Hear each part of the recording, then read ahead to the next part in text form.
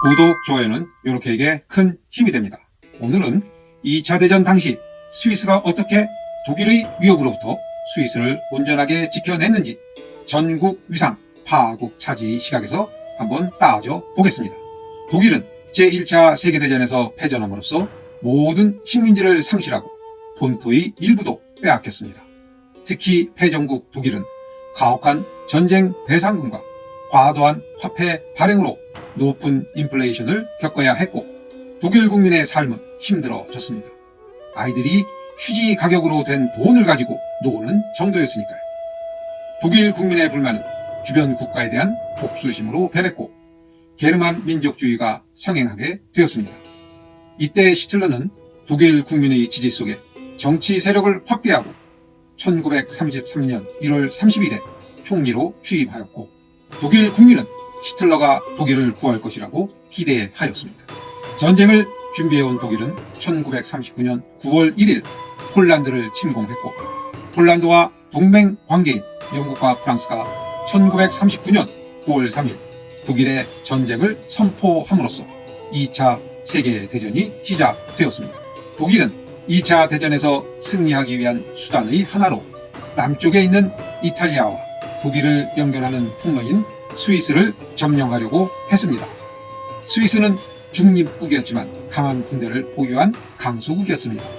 스위스는 독일의 침략 계획을 알고 주력 부대를 평지에서 알프스 산지로 이동 배치하고 독일과 장기전에 대비하였습니다. 유사시에는 독일과 이탈리아의 연결 요충지인 알프스 터널을 파괴할 계획까지 준비하고 있었습니다.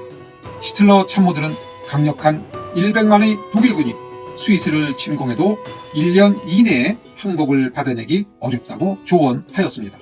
히틀러는 스위스 공격 계획을 포기합니다. 히틀러는 왜 포기했을까요? 스위스는 자국을 지키려고 하는 강한 의지가 있었습니다. 전국 위상이죠. 그리고 독일이 공격해 왔을 때 스위스는 항복하는 것이 아니라 마지막 한 명까지 싸워서 나라를 지키겠다는 충성심이 강한 군인이 있었습니다. 파국 차지입니다. 히틀러는 전국 위상 파국 차지의 정신과 충성심으로 무장한 스위스를 공격하는 것은 뜻보다 실이 많다고 판단한 것입니다. 히틀러도 인정한 스위스 군대의 충성심과 용맹에는 500년의 긴 역사가 있습니다. 16세기 초부터 스위스는 다른 나라에 용병을 보냈습니다. 당시 용병에 대해서는 부정적인 인식이 강했습니다. 왜냐하면 돈 받고 복무하는 용병은 강한 군대와 충돌하면 살기 위하여 도망가는 경우가 많았기 때문입니다. 특히 마키아벨리는 인간은 두 주인을 섬길 수 없기 때문에 용병과 지원군에 의지하지 말고 자국민의 군대로 국가를 지켜야 한다고 역설하였습니다. 이렇게 용병에 대한 평가가 낮았던 상황에서도 스위스 용병의 충성심은 인정받았습니다.